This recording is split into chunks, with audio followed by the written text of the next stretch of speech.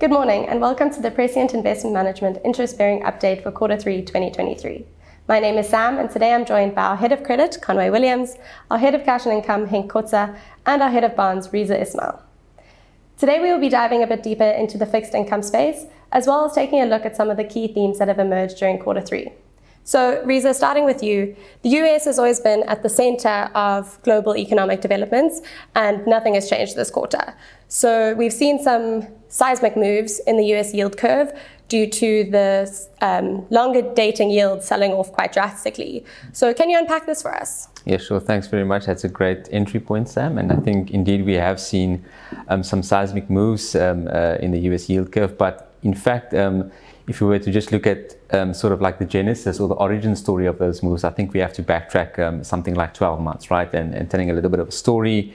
Essentially 12 months ago, there was quite a large contingent of global market participants that had a particular view, right? And the story of the view that they essentially had went something like this, right? It essentially said that the only way that the Federal Reserve was going to be able to restore price stability to the US economy was via a series of very, very punitive and aggressive interest rate hikes, which would eventually result in a recession.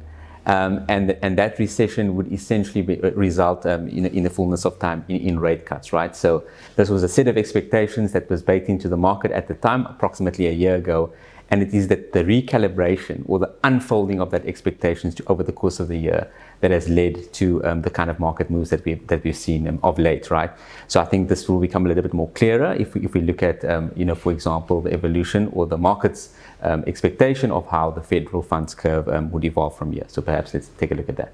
So what we notice here is essentially some graphs about market pricing. And what we can see here is that we've plotted sort of the flight path or the trajectory of the effective federal funds rate. That's the Fed's main policy tool. And what we can see is that we've got two graphs in the navy blue color, effectively what that trajectory or that flight path looks like today. And what I've also shown here is what that flight path looked like about 6 months ago. So just so that we are able to sort of compare apples for apples, what we can see is that 6 months ago, if we were almost to fix a point in time looking forward towards, let's just say, the first quarter of 2024, we can see that 6 months ago, the federal funds rate was projected based on market expectations to hover around 4%, right? And what we also know is that 6 months ago, the federal funds rate was basically stationed at around 5%. So it means that 6 months ago, the market's expectation of what was set to happen over the course of 2023 into 2024 would be about a 1% of total cumulative interest rate cuts. In other words, 4 interest rate cuts of size 25 basis points each, right? If we look at what those expectations look like today, we actually see that looking forward towards the first quarter of 2024, the federal funds rate is now projected to remain exactly where it is today, hovering at around 5.3%. Now, why would there be such a dramatic reversal or such a dramatic delta in expectations? The only reason that one could see such a dramatic reversal is if the original premise of the argument that I started off with, i.e. the argument that in order to restore price stability to the US economy, it was necessary for the labor market to undergo some pain, to undergo some attrition. The only reason is that premise has been proven by the market to be patently incorrect, i.e. what we have seen is the inflation process moderating significantly without any labor market loss of strength. In other words, the labor market has remained fairly robust and resilient at the same time as we've seen this inflation gaining significant amount of traction. So it's essentially as though the market or the labor market is essentially giving a permission slip to the Federal Reserve saying that there's no reason for you to actually cut rates because this inflation or the gains in this inflation is happening at a good pace. And also, for that matter, you've got a permission slip to almost keep rates higher for longer.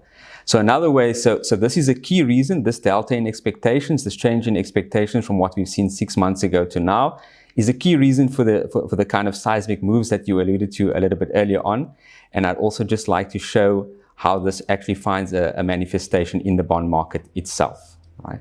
So what we can see in this particular graph is not the absolute levels, but rather the changes in the levels in of the US 10-year bond from approximately the end of April to early October. So the first of these bars shows that the change in the overall US yield changed or sold off to the order of about 1.43% from the end of April to early October. This 1.43% was driven largely by two components. The first one was the nominal term premium increasing by 1%. And the second one was the component which relates to average expected short rates also increasing by some 40 basis points. So if we were to just focus for the moment on this term premium component, which increased by about 1%, we see that that move in turn was driven by the real term premium increasing by 1%. And the reason that that would happen is essentially as follows. What is essentially a term premium? A term premium is the market's expected compensation for being rewarded for taking on duration risk. Now, why would such a thing actually happen? You can see that the term premium in terms of inflation-linked bonds increased by 1% over the period under question, and real yields as a consequence of that increased by 1.2%. So what we are really saying in a nutshell is that the US 10-year bond experienced a change of around 1% because real yields and real term premium increased to the order of around 1% for the period under consideration. Now, the only reason you'd actually see such a development is if you were faced with the prospect of a very robust and very resilient economy as you are facing in the US, in which essentially the market has to offer a greater lockup premium, or the market has to compensate bondholders for basically delaying consumption as opposed to employing it in the real economy where there are other opportunities to potentially employ their capital. Now, that would only happen in a situation where growth prospects have been revised to the upside, as we know they have been in the US, and the bond market is simply sort of catching up or basically voicing an expression of that reevaluation, as we see real yields now having increased from about 0%, experiencing a delta of 1%, which essentially circles back to the story we were telling in the beginning, that the key reason we were seeing for the kind of seismic moves in the US bond market has been a reevaluation of the previous set of very bearish expectations that many market participants had on the part of the consumer that was at this stage meant to capitulate, but has actually proved a lot more resilient and robust. Thanks, Reza. So it sounds like really challenging waters to navigate. So how do these comments and sentiments find a voice in our bond model at Prescient? And which factors speak directly to this phenomena that you've described?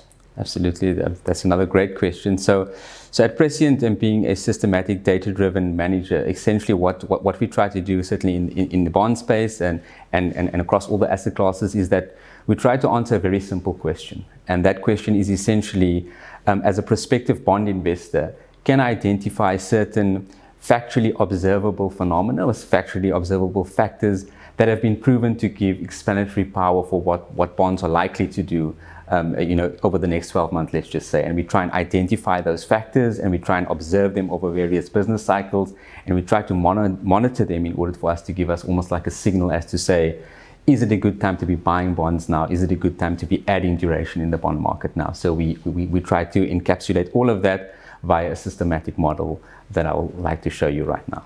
So what you see in front of you is essentially our mosaic that speaks to the kind of factors that have been proven to give the most predictive efficacy for what the bond market returns are likely to do within the next 12 months.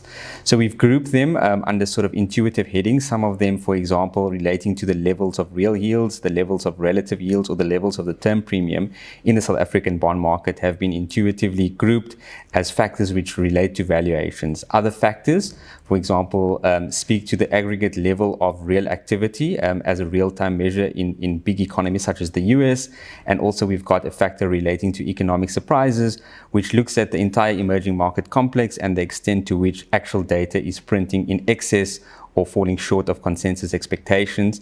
And then we've also got financial conditions factors, which relate to some popular measures of aggregate financial conditions, such as, for example, the slope of the US yield curve, the strength of the dollar, and the restrictiveness or accommodative nature of monetary policy. And then finally, we've got some factors which speak to sentiment. So tying this into the question which we addressed right up front, we see that essentially the delta or the real flux in terms of of the moves we've seen in the US yield curve can really find voice in three factors, which conveniently do find itself in the mosaic over here. The first one is the US term premium. So what we noticed is that the US term premium over the course of the quarter, if I were just to zoom in a little bit on the lattermost period, then you will see that the US term premium, while still in negative territory, has over the lattermost period experienced a churn upwards. And as we said, that is largely on account of real term premium and real yields sort of marching upwards to reflect the increased cost of capital in a booming and resilient sort of consumption environment, right? So that the US term premium, we monitor that over there. The second one is essentially our present economic indicators. So one can think of this as a real-time pulse of what aggregate activity sort of looks like in the US. So if we just wait for this graph to load up, and again zooming into the period under question, which is really the past 6 months or 12 months for that matter. So what you can see is that far from sort of capitulating in the manner that real activity did sort of in the COVID period, you can see this very, very deep attrition during the COVID period. We actually see that tracking this thing on a daily basis has actually shown that the US consumer, or our assessment of the US consumer, has proven to be remarkably robust and resilient, and we haven't actually seen growth dip for any long periods below trend. That is exactly what this economic indicator is actually measuring. It's a way of us of tracking what the US economy is actually producing in aggregate almost on a daily basis, right? So in other words, this is shining blue because at no time from late April to now has the Prescient indicator actually given any signs of the US consumer capitulating, but this is something that was very, very evident to us by being able to track this on a real-time daily basis. And the final one, for example, is financial conditions, which admittedly is still quite tight, and we see this in all three measures of financial conditions that have been included in the model. I stress again that all of these factors have been, are here because they have appeared at the end of a very rigorous study to precisely identify which factors out of a set of about 300 variables that we've tested, these factors actually find themselves as top of class, as having the best explanatory power for what the bond market is going to do. So financial conditions, as we are saying, the one that perhaps is getting a lot of media attention as present is the US curve slope. In other words, if we just look at the slope between the 2-year and 10-year points of the US term structure, we actually see that this is inverted at present. This usually is a sort of a canary signaling feat of an economy that is headed towards recession. But actually what we find now is that the curve of late has become less inverted, still in inverted territory, i.e. 2-year yields are still higher than 10-year yields. But as we can see in the latermost data points, that inversion has basically begun to claw its way back, right? So in other words, it's not quite at its lows, but because of the march up we've seen in 10-year yields, we can see that gap now closing. So essentially what we're trying to do is we're trying to look at the external environment, and we're trying to collect a set of factors that is going to give us the most reliable signal about what bonds are likely to do. Financial conditions understandably are still tight, but that is counterbalanced by certain other factors in the model, such as real yields, relative yields, and SA term premium, which are very, very elevated, and basically provides an attractive backdrop for sort of the strongly positive position that the dial does find itself in. So for example, valuation criteria, screaming positive, screaming that one should add duration. The same thing for economics, with the US economy proving to be a lot more resilient, and pulling in the other direction now. We have financial conditions and sentiment related factors, which adds as a little bit of a scupper to what would otherwise be an even more bullish bond positioning. Thanks, Reza. So now that you've explained how the model interprets this phenomena, how does it actually affect the flexible bonds portfolio's positioning? Thanks. Yeah. So essentially, in the previous question, what we were really speaking about was the way in which we here at Prescient look at a range of external phenomena, and there's thousands of different phenomena and different variables and processes that are happening in the macroeconomy. But essentially, what we are doing is that, first of all, we've sifted through those, and we've tried to identify those factors that actually matter the most, and we've translated that into a score.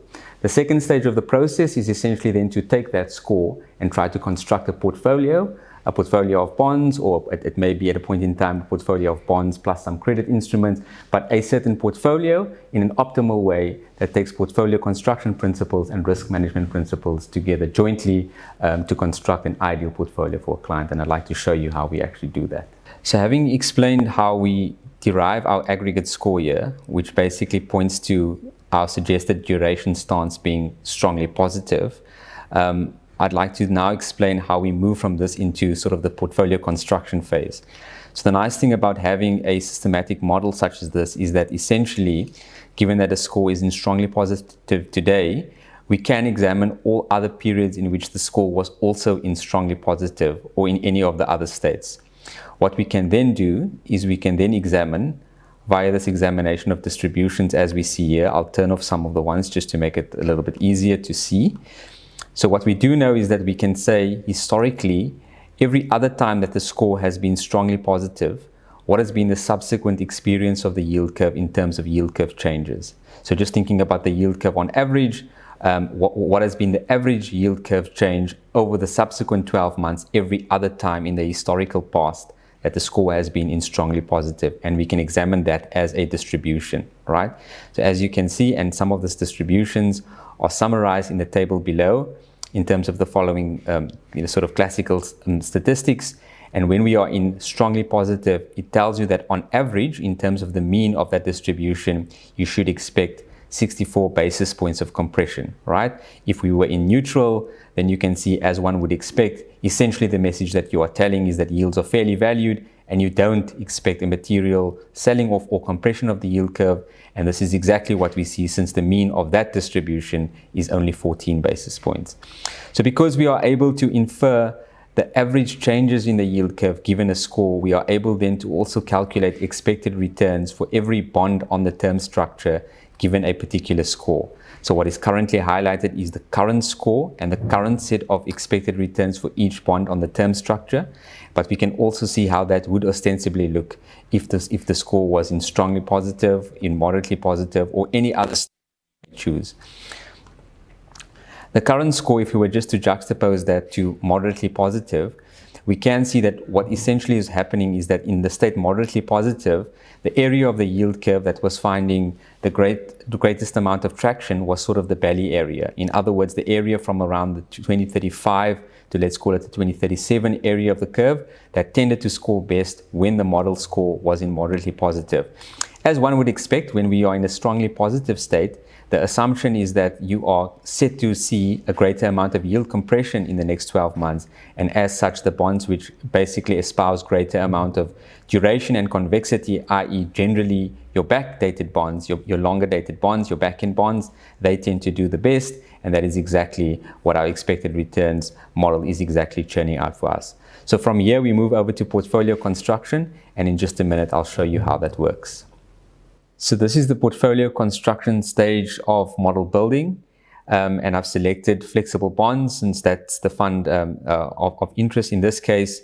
And what we now have is that essentially the model takes in the expected returns, which I showed you in the previous video, and combines that with certain risk management criteria, the most important of those being downside deviation, and combines them in an optimizer in order to generate optimal portfolios. So very simplistically speaking, what do we mean by downside deviation? Well, generally speaking, a typical benchmark to outperform in the bond space would be the ORBI. And because of the kind of histories we can generate in terms of expected returns, we can calculate for each bond the relative downside deviation that that particular bond or a combination of bonds for that matter would have relative to the ORBI. So what we can see here is that we plot in the classic X and Y space. On the Y-axis, we've got the expected return for different portfolio combinations given the model factor score that I alluded to in the beginning, us being in strongly positive.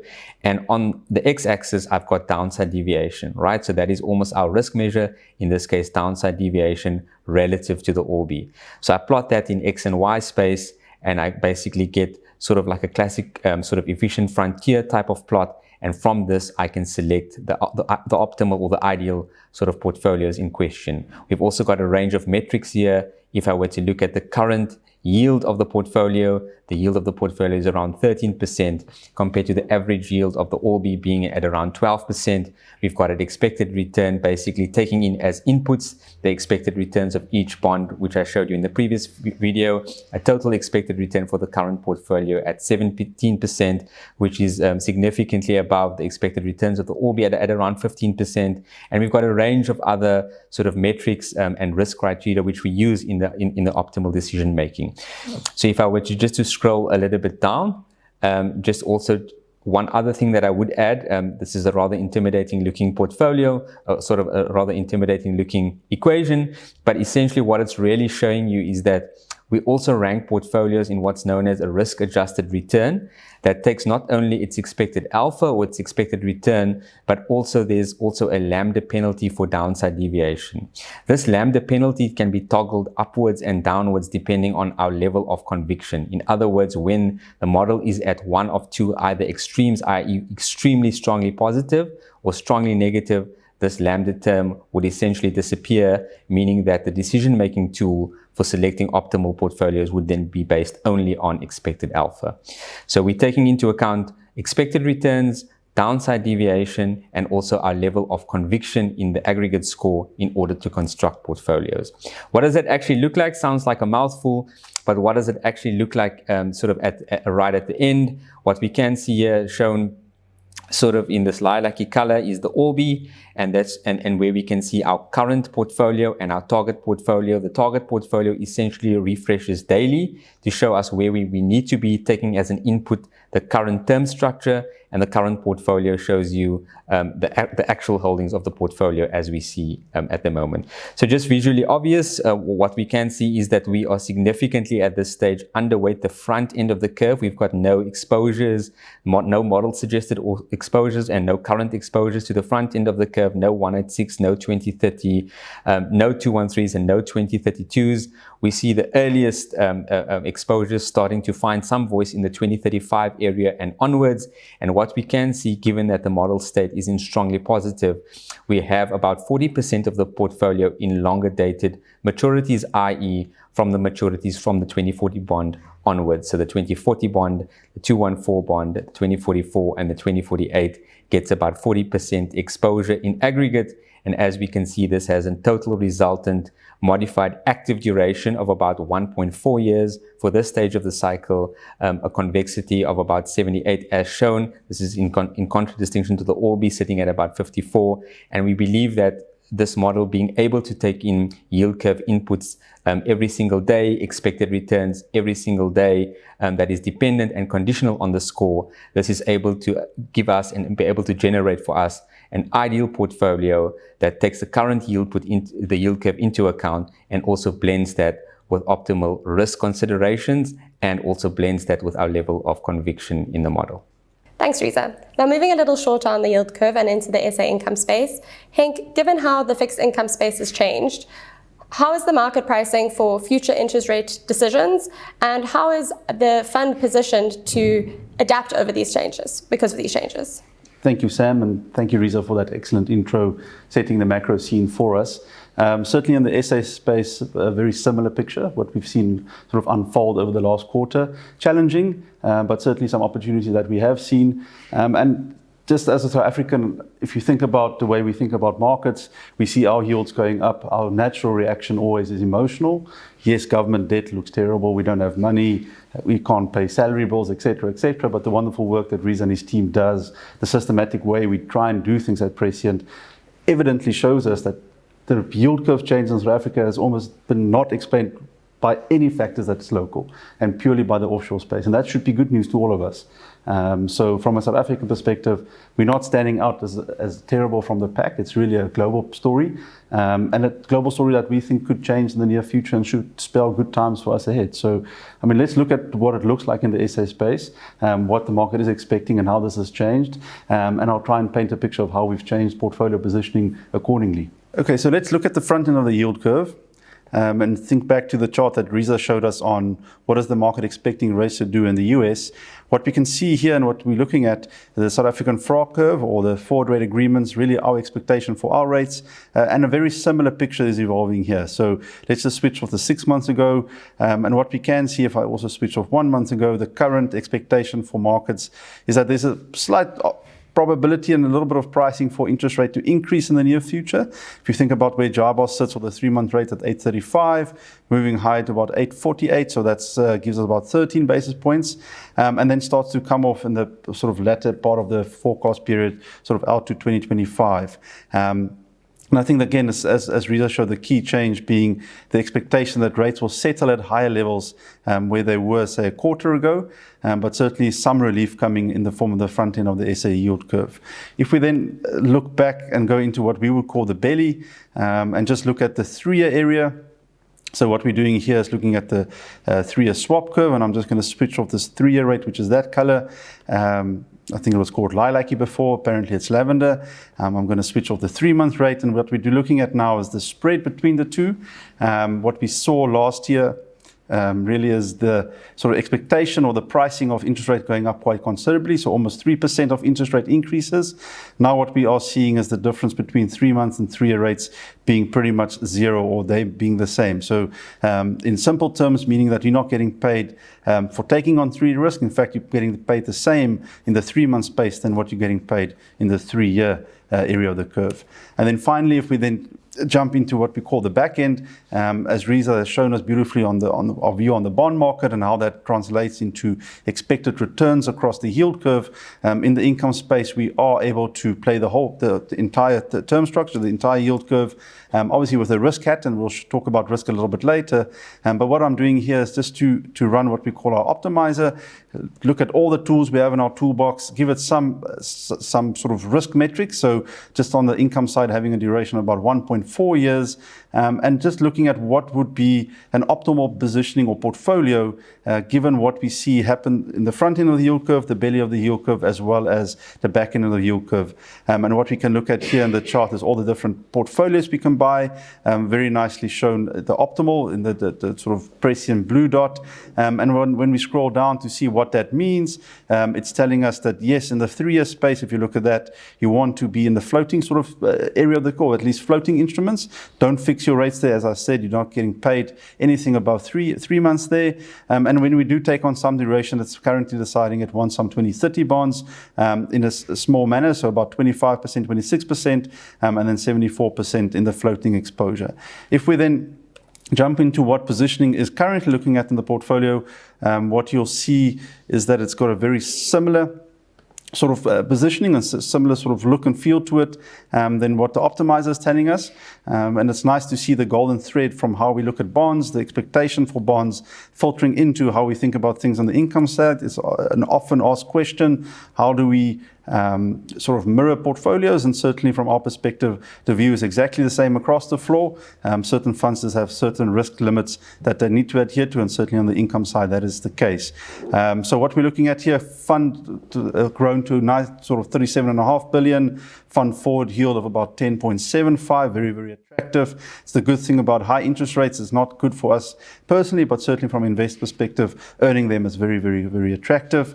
Duration of about 1.4, and here you can see the composition of the portfolio. So 24% odd in fixed rate bonds, predominantly in that 20-30 area, and then a combination of certain floating rate instruments where we get a nice floating pickup above the 3-month area in line with our credit process and credit view. Conway will take us through that in a second, but certainly a very well balanced mixed portfolio within our risk limits, yielding us close to 11%, which we think is a very attractive time for income and certainly for this portfolio.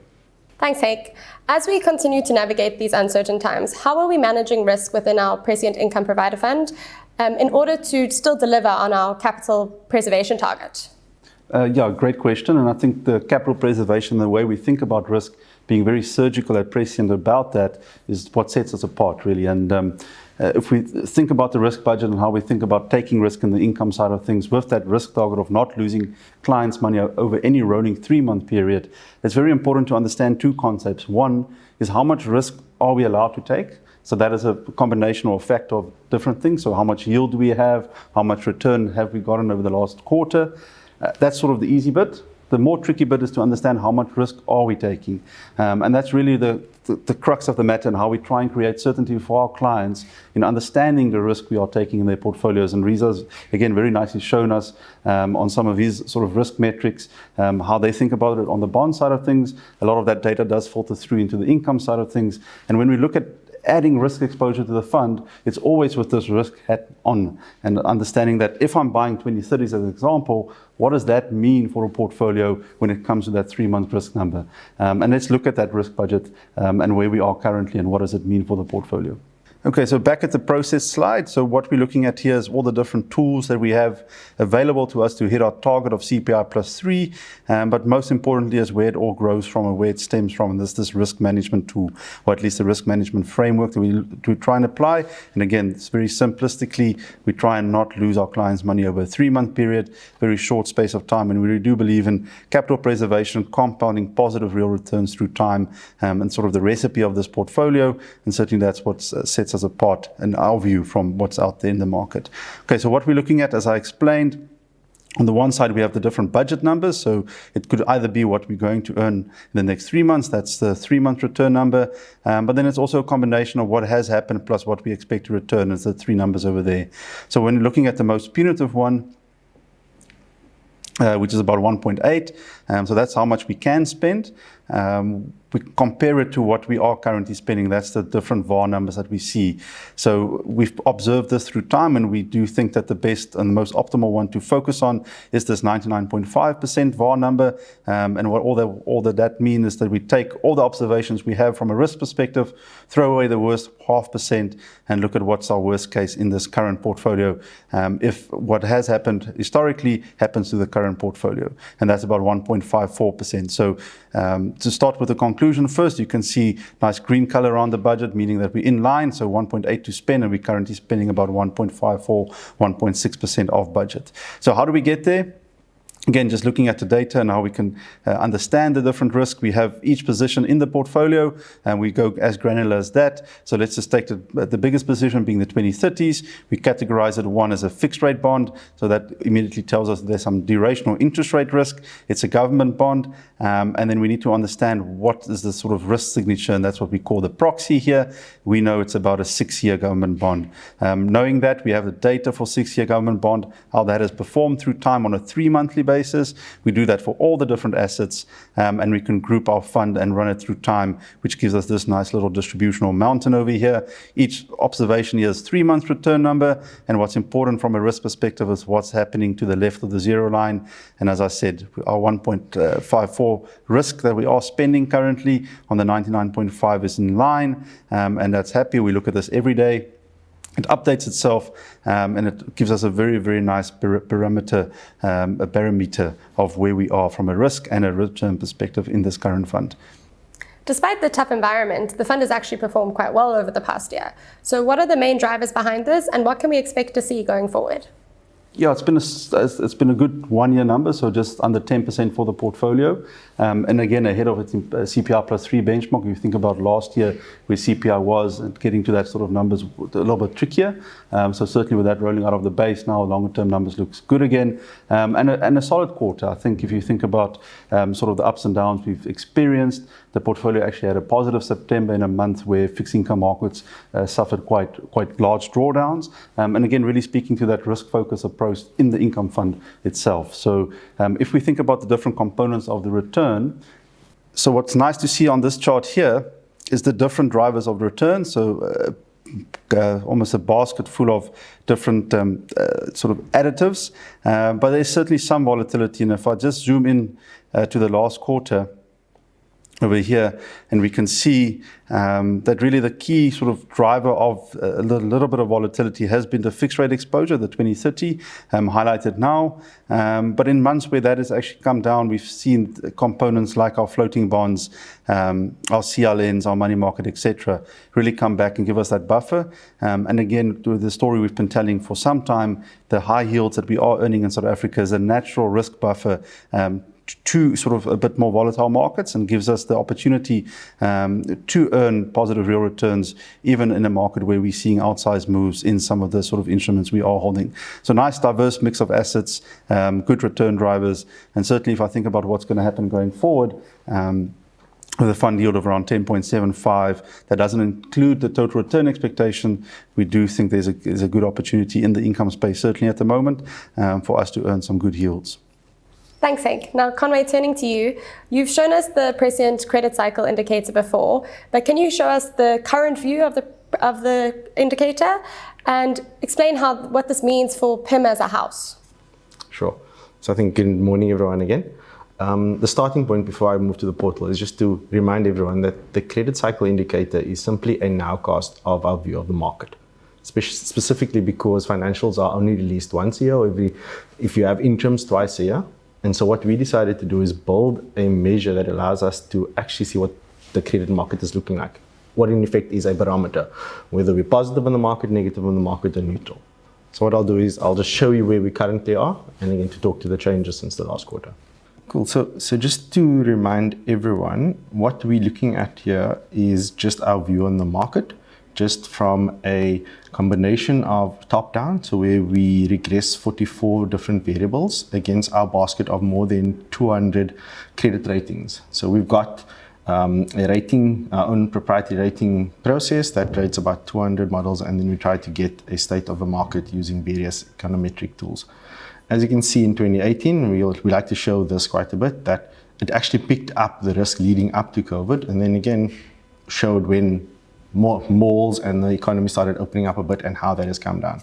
Further to that, it picked up issues such as SOE drama or even the more recent Lady R and Ukrainian war. Where we currently are is that we are actually seeing default probabilities normalize or flatline, and then over and above that, we are also seeing economic or green shoots from a macroeconomic variables perspective, specifically on sentiment and the likes. So with that being combined in our specific manner, we actually are seeing a downtick in actual risk from a credit cycle indicator perspective. So that is just looking at risk. But again, what we try to do is look at risk and return. So we've crafted a average spread tool that actually looks at the returns that you earn on credit instruments for the market. And importantly, even if risk was going up and it's coming down, we have to look at that in combination. Or flip side is that if risk is going up and the spreads are coming down, you have to see if you would actually want to buy those type of instruments. As is evident here, and we've said this for quite some time, there's been a continued compression of spreads for various reasons. And that continued compression is not necessarily reflective of the economic conditions in South Africa. So what we've then tried to do is go one step further and actually generate a credit clock plot to show how we would be looking at that.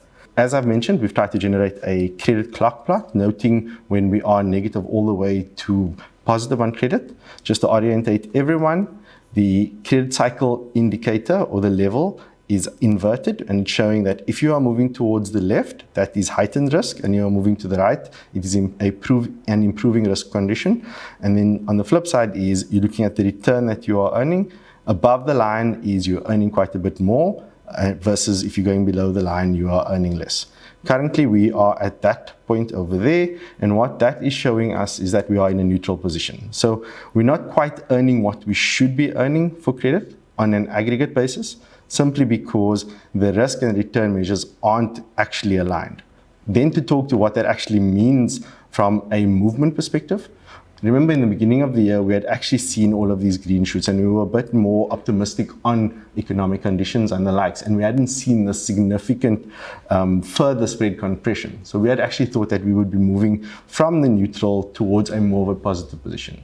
That has actually not transpired. And what has happened is that we're again seeing the tough economic conditions with a spread compression mirroring it.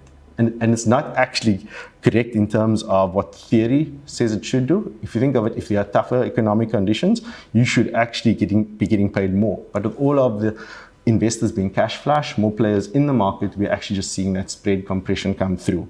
So it's not mirroring each other. And with that being in mind, our clock plot is actually on the border of a more negative or more defensive/cautious positioning.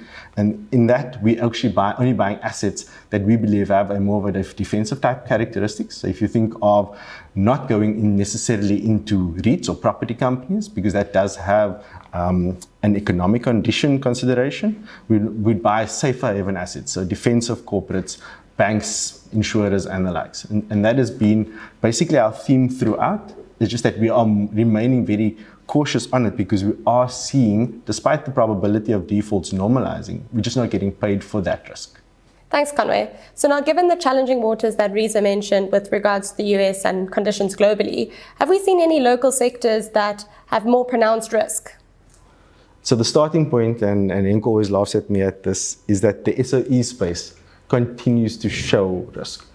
The interesting part is that we are waiting on lots of financials, and there are a lot of uncertainties within the space in general. And we'll talk about it a little bit later in terms of the SOEs and what's going on there. But that it remains elevated, but it's not worsening in our view. So remember, what we tried to do is, Henk and Reza showed, we're very surgical. We tried to remove all of the emotion from it, and we're actually looking at default probabilities and to see whether there's an improvement or worsening and whether we're getting paid for the risk or not. With that being said, elevated, but continue actually trending sideways. So we haven't seen a worsening of that. But there is a risk to that, in that flurry of financial information will be reported soon. So for example, what's going to be happening with Transnet, what's going to be coming out on Eskom, and a host of other, I suppose, DFIs, municipalities, and the likes. When that financial information comes out, there could be a change.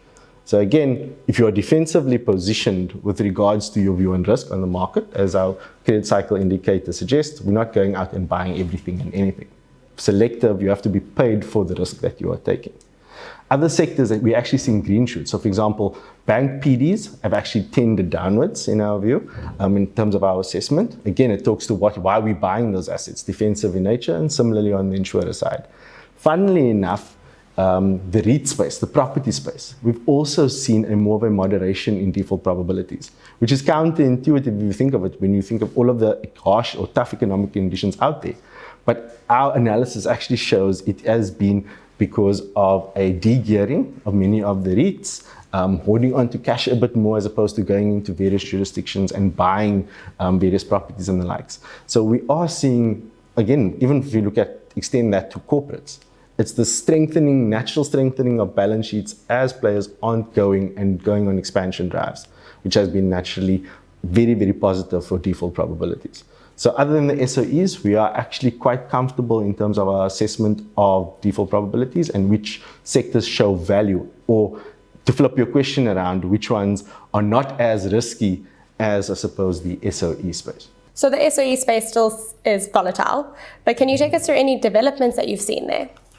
It has been actually a very interesting time in the SOE space, where we, for example, had to comment on various bills that are being passed.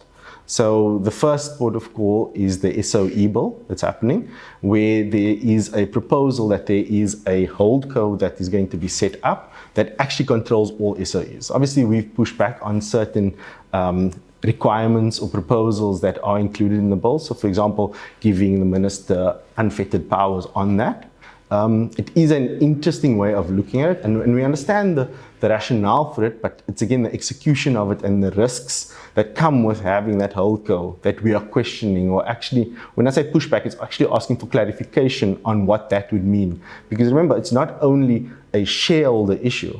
We are key proponents of or funders in that space, and because of that, it does affect us, and ultimately then affects our clients. So we need to understand what that setting up of that SA holdco means for us and our funding that we provide to these entities. The second thing is, obviously, there's this leadership vacuum across SOEs. And that is a big concern. We are seeing resignations, for example, at Transnet. We are seeing CEO appointments being delayed, for example, at Eskom. So those sort of leadership vacuum, again, when you are investing in that space, does come with a little bit of uncertainty, especially when there are big maturities that are coming up.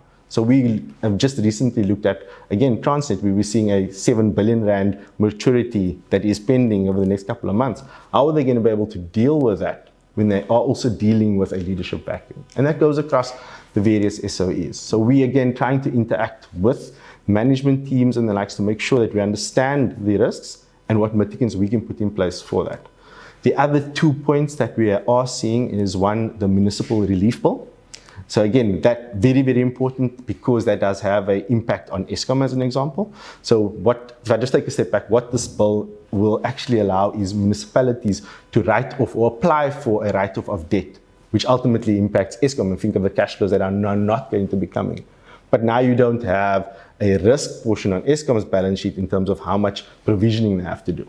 So a lot is being said in that space, and how people go out and apply for it and what actually gets written off or not.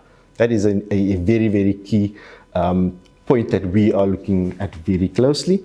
And then I think just finally is like, what is happening in terms of management of Eskom in itself? Again, Eskom is instrumental in terms of everything we do. If we don't have Eskom, we don't have lights. We can't be sitting here today as an example. But also you have to think of the use of coal, the use of renewable energy. So there's a lot happening on Eskom itself. So if Eskom can be sorted out, we can also understand what's happening in terms of the integrated resource plan, of which Eskom and energy sustainability is integral and important to us as a nation. We're watching that. We are providing comments where possible. We are working through, I suppose, a CISA, where Henk and I are on various boards, and then obviously Michelle on the ESG committees. We will also, there's a host of factors, a host of things. I can probably go on for another hour just talking about SOEs, and I shouldn't. But it's taking up a lot of our time and energy, but again, we understand the importance of those entities in our lives. Because again, if you don't have those, you don't get infrastructure delivered to you. So again, lots happening, but we're on top of it. Thanks, Conway. So our credit view runs across all our funds, but can you give some insight into how what you've mentioned impacts the credit fund specifically, and how Income Plus is positioned? Cool. So I think before I move over to the portal, you're correct to say that our credit view, similarly to the bond view, gets extended across all of our portfolios. It is how certain funds then are able to use that as alpha generating opportunities. So then just why we generally show Income Plus, because that is our building block, that is our credit fund that is supposed to espouse our credit view. So just to take everyone through Income Plus fund, currently sized at about 3.9 billion with a forward yield of 12.24. We've got a MD, or modified duration, budget of max 2, and we're currently at 172. As you can see in the first graph, it's quite a diversified portfolio. We've grown very nicely from about 700 in 2020 all the way till about the 3.9 now, and we have more than 66 instruments/issuers within the fund. With regards to the diversity, it's in the same way that Henk has showed it. We have a combination in terms of our strategic asset allocation of fixed interest instruments, fixed instruments, floaters, CLNs, government bonds, and underlying additional funds. We also have the ability to take unlisted assets. This is a CIS fund, BN90, so we're actually constrained by that 10% unlisted. We're currently at about 9.9% on that. But again, nicely diversified across instruments and issuers. Again, this just details the types of instruments that we have, and given our current view on economic conditions and on the curve, as you can see, mostly floaters, and then a nice basket of fixed rate instruments as well. With regards to your question on positioning, so again, remember, our credit cycle indicator infers our thematic positioning. Our thematic positioning needs to be exposed through this fund. So what we are showing is that a significant amount of our assets are in more defensive type assets. So that, as we mentioned, it has bank. And again, it doesn't necessarily only have to be bank senior, it could be bank additional tier 1 or tier 2 instruments. We then also have a 30% corporate holding, and that is again those defensive type corporates that we do purchase. It is a combination of senior unsecured and unsecured assets, but it needs to meet our risk return requirement for inclusion. We also have a 20% cap in terms of government bonds that we can have. I think Reza's taken you through our bond view and also how we mirror that across our funds, and we do have that. This government holding not only allows us to earn an additional yield given our view on the curve currently, which again, as I said, is significantly positive, but it also gives us the ability to liquidate should we have either client redemptions, but also we can replace that with assets that yield in excess of government. So this is a nice liquidity buffer that we do have, and that is very important for a fund like this that has to create same-day liquidity. The additional type of instruments that we do hold include securitizations, SOEs, and the likes. Now the question would be is, why would you hold SOEs if you do say that there are problems coming, and again, there's a lot of noise in the SOE market? So there are two things. We actually have quite a positive view on DBSA currently. We've done a lot of work, not only on their financials, but also on their governance. So we've done a full ESG review on them, and that has allowed us to then take additional exposure. But then over and above that, a lot of our SOE exposure is government guaranteed. So if you have a positive view on the curve, you're buying 2048s, everything from 2040s and above as an example, you can actually take that SOE view. But again, you need to understand the financials and also the governance of those underlying SOEs. So again, we're showing, we not only look at our credit cycle indicated from a house perspective to see what we were buying, but we're actually executing accordingly to have and showcase that through our fund. The final part is obviously our unlisted. We have stratified this a bit differently to the 9.9 that I mentioned earlier, but those unlisted assets come through our debt origination efforts, because we also do have our infrastructure debt fund and our clean energy fund, and sometimes there's an ability for the income plus fund to purchase either units in that fund or in those two funds, or to buy direct assets, and that gives you additional alpha. So this is where we structure it. It doesn't have the liquidity features as the others, but it does come with an enhanced return perspective. So that also gives us the ability to meet our benchmark, if not beat our benchmark. But all in all, we believe that the fund's performance has been sound. And if you're just looking right up front at our yield on the fund, we do believe that we can deliver a very sound return to investors over time. Thanks, Conway. Thanks, Henk and Reza. And thank you all for joining us. We will now take some questions. Good morning, everybody. Thank you so much for joining us today. We've got a few questions, so I'm going to get started. So to start with, there's been some recent negative media coverage on Transnet. What is our view? So I'll take that one. So I think, as I mentioned in the webinar, that there's a lot happening in the SOE space. And Transnet, like Eskom, there's been a lot of negativity. And for valid reasons. There's been historic legacy issues that management teams have had to deal with. There's been high turnover, not only of executive and team members, but also in terms of board members. So a lot of action, again, that doesn't understate the importance of these entities. Given what we need to move logistically, we need to move things out of the country, we need to power the country in a sustainable manner and the likes. But again, with just to pull it back, yes, we know the importance. Yes, there's a lot of problems, but our view on Transnet is that while they are in a little bit of a financial position, they have covered their upcoming maturities. We've confirmed that. We've detailed and a lot of a sensitivity analysis on their funding plans and the likes, and then also on their corporate health. And with that being said, they aren't in the ideal position. They aren't in the position that they should be. But again, we do believe that they still are investable, subject to the correct T's and C's. So I hope that helps. Thank you. So given the trajectory of interest rates, is it best to be invested in fixed or floating instruments? Yeah, I'm happy to cover that one. So I think that's a very good question. And as we explained, the sort of the different parts of the yield curve in the webinar, you have to consider what toolbox do you have to invest in when it comes to the different sort of funds that we look at. And for the bond and income funds, we have the whole yield curve to play with. So to think about the trajectory of interest rates and where you want to be positioned, you need to sort of break it down into different areas of the yield curve. As we have shown, the front end does show value, with the expectation maybe that there might be one more interest rate hike and not that much of a cutting cycle. The belly of the curve, so say 3, 4, 5 year area, not looking that attractive, with the market starting to expect rates to be low in that part of the curve. So there you want to start thinking about floating your exposure. But certainly for us in the latter part of the curve, so the back end of the yield curve, specifically SA bonds, we do see a lot of value. So depending on mandate, depending on your risk, if you want to take on some fixed exposure, it's our view that you should be thinking about the back end of the yield curve in different forms and shapes. If you want to be floating, you want to look at this sort of more belly of the yield curve. Thank you so much, Henk. So your indicator says you're negative on credit. Does this mean you are sitting on cash? So it's a good one for both Henk and I to answer. I think the starting point is that on aggregate, we don't believe that we are being compensated for the risk out there. So while our indicator, as I showed, is on that upward trajectory, average spreads and returns are doing that. That doesn't mean we need to necessarily sit on cash. We've got a vast arsenal of assets or asset classes that we can deploy our cash into to make sure that we meet our benchmarks and our promises to clients. Also, further to that, we've got our own team that can structure opportunities and do deals.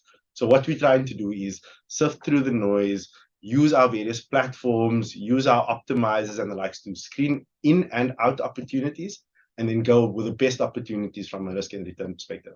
And again, if you're just looking at IP, it is a massive fund. It's what, 37 billion rand now? Again, we need to constantly have assets for those funds. So we have our own data origination team. We have PMs and analysts that are constantly scouring the market for those type of opportunities. So the answer is, are we sitting on cash? No, we've got enough to actually deploy. Cool. Thank you so much, Conway. So the last question I actually think is more directed at Reza, who is at Parliament today for the mini budget. But you mentioned the labor market in the US to determine the inflation targets. How do you determine this in SA with the unemployment? And do you think SA will be downgraded again? I don't know if you can take any of that. Yeah, so I mean, I think maybe as a high level, I think it's a great question as well. SA obviously sits in a little bit of a different part of the sort of global economy where we are price takers. I mean, yes, our unemployment is the worst in the G20, as the question sort of alludes to. But what we have seen is our inflation hasn't really reacted the same way that we saw the US do. So if you think back to last year, US inflation peaked at 9.1, it's back all the way to 3.7. So a lot more efficient, a lot more sort of direct pass through from policy. Our inflation peaked at what, 7.5, 8. We kind of hovering around 5 at the moment. So we do take our impulses from the global context, and our unemployment really doesn't feed into it as much. So yes, we do need demand in SA to get the economy going, but inflation in South Africa is not a demand story. It is a sort of cost push factor, stuff that we import, so it's external factors driving it. Reason that we don't think that the unemployment is necessarily as important in the SA context. And the follow-up question on the downgrade, so there's a question, do we think SA will be downgraded again? Let's listen to the budget today. Our view is no, we won't be.